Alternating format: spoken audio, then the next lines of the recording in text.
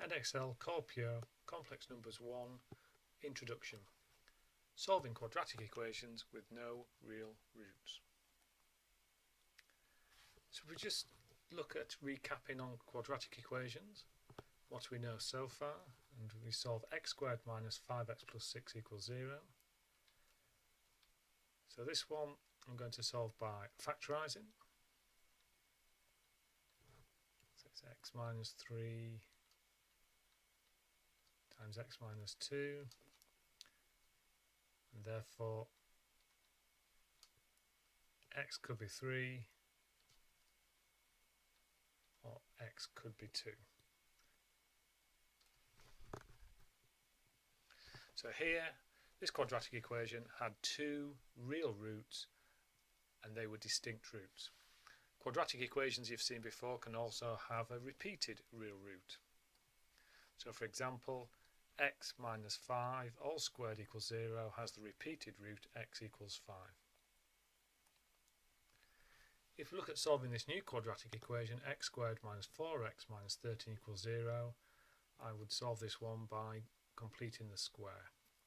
So half of minus 4 is minus 2. I'm trying to make a perfect square. So minus 2 squared is 4. So I need to take away 4 and take away the 13. So we get x minus 2 squared minus 17. And then we can solve this by rearranging, carefully taking square roots. Don't forget, when you square root 17 you get a positive and a negative square root. So x is 2 plus or minus root 17. Okay, so there we have the integers 2 and the irrational root 17. So this equation has two real roots which are irrational. 2 plus root 17, 2 minus root 17, two irrational roots. So if we change this equation slightly and we look at x squared minus 4x plus 13 equals 0 and see what happens here. Again, I'm going to complete the square. Minus 2 squared is 4, so I'm taking off 4, then adding on the 13. So again, minus 2 squared plus 9 is 0. A little bit of rearranging. Then when I square root carefully, I get the square root of minus 9. So x equals, add 2 to both sides. Of course, there are going to be two square roots, plus or minus. And I know using my laws of surds, I can write this as root 9 times root minus 1. So I get the answer x equals 2 plus or minus 3 times the square root of minus 1.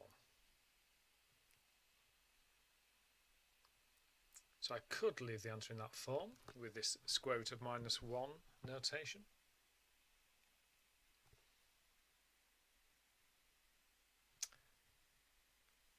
So this solution has two roots, but it has a new category of root called an imaginary root because of the square root of minus 1.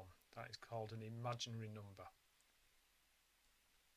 So what we do is we represent the square root of minus 1, we accept that it exists, and we represent it with the letter I. Okay, so the letter I represents the square root of minus 1. So when we solve the quadratic equation, x squared minus 4x plus 13 equals 0, we got two solutions, x equals 2 plus 3i, or x equals 2 minus 3i. So we need to get the terminology right now. So we say that, for example, 2 plus 3i is a complex number, 2 is the real part of that complex number, and 3 is the imaginary part of that complex number because of the 3 times I. So that's the imaginary part. In the next session we'll be looking at adding and subtracting complex numbers.